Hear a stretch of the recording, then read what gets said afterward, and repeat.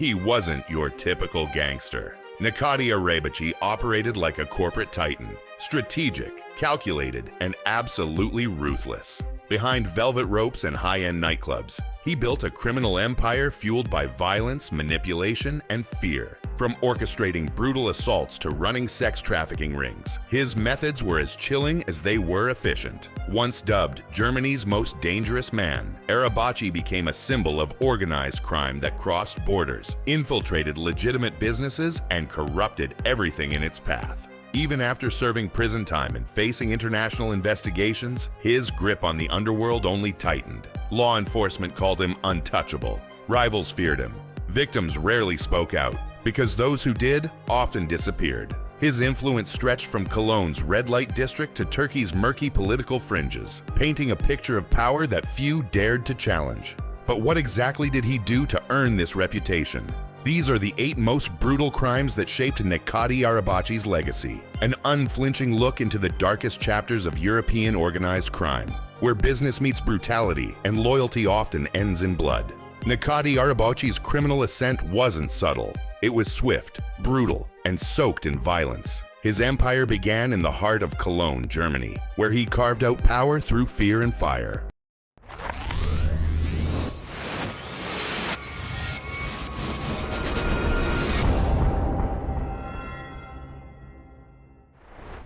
One.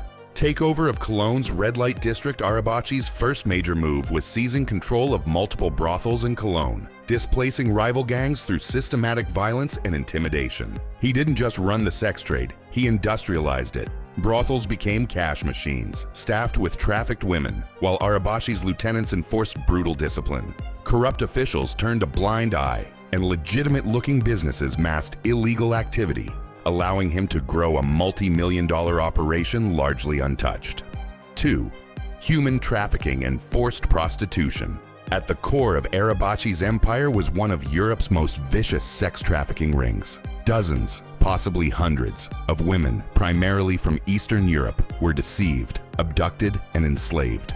Once trapped, they were subject to relentless abuse, forced into sex work, beaten, branded like property, and silenced with threats of death. 3. Violence behind bars, prison power play. Even incarceration couldn't stop Arabaci's reach. After his arrest in the early 2000s, he was placed in a high-security prison in Germany. But even behind bars, his influence remained terrifying. He allegedly orchestrated a violent attack on a rival inmate, a bold demonstration of his ongoing power. Using coded messages, complicit guards, and unwavering loyalty from his crew on the outside. 4. Murder for hire operations. Arabaci's grip on power was enforced through surgical violence. Authorities suspect him of orchestrating numerous assassinations targeting rivals, informants, and defectors. These weren't messy street hits. They were professional, clean, and terrifying. Ex-military operatives and members of affiliated biker gangs reportedly carried out his orders with military precision. Many victims simply vanished, bodies never found, leaving behind only silence and fear.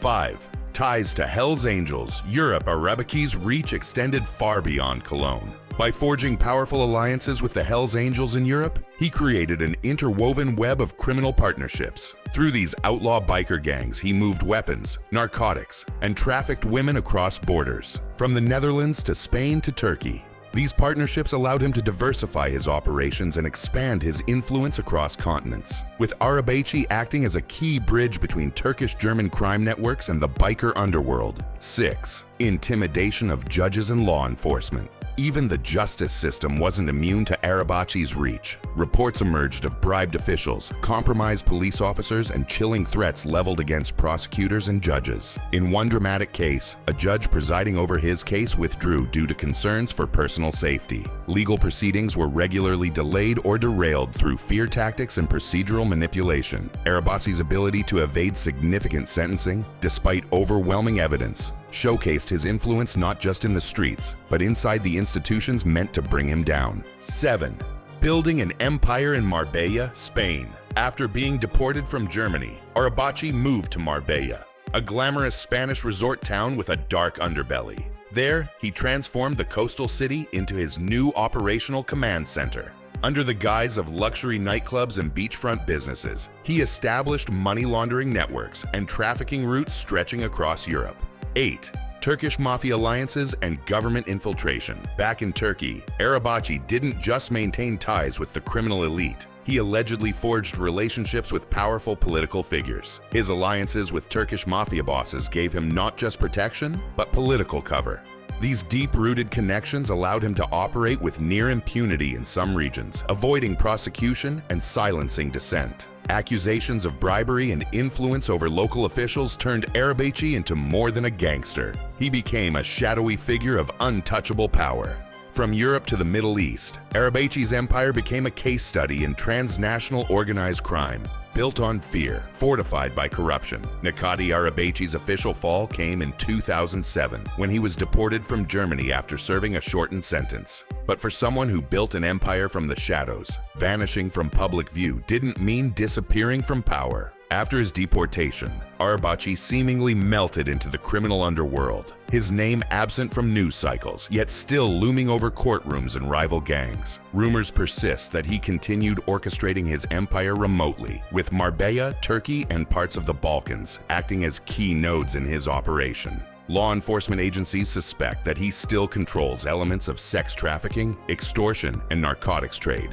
all while maintaining a low-profile existence under layers of protection. Arabaci's legacy is rooted not only in violence but in fear. His reputation is so deeply entrenched that prosecutors and informants reportedly refuse to name him outright, afraid of retaliation. In some legal cases, witnesses have gone silent or disappeared entirely. Perhaps the most chilling part of Arabaci's story is the lack of true justice. Despite overseeing operations that victimized hundreds, if not thousands, he has served remarkably little time. Legal loopholes, witness intimidation, and political ties have all worked in his favor. His case exposes a darker reality, that even in countries with robust legal systems, organized crime with enough money, reach, and ruthlessness can outmaneuver justice. Arabaci's story isn't just about one man. It's a reflection of how power, when coupled with fear, can still thrive in the modern world. The fall, if it happened at all, may only be temporary.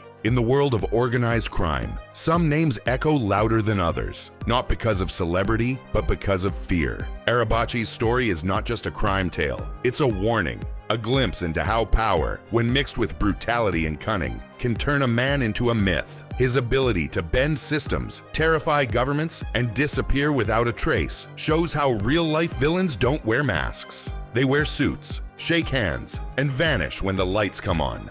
Now we turn it over to you. Which of these crimes shocked you the most? Should Necati Arabaci be spoken of in the same breath as Escobar, Gotti, or El Chapo? Let us know in the comments. And don't forget to like, share, and subscribe if you want more deep dives into the world's most dangerous underworld figures. Next time, we uncover another ghost in the shadows. Stay tuned.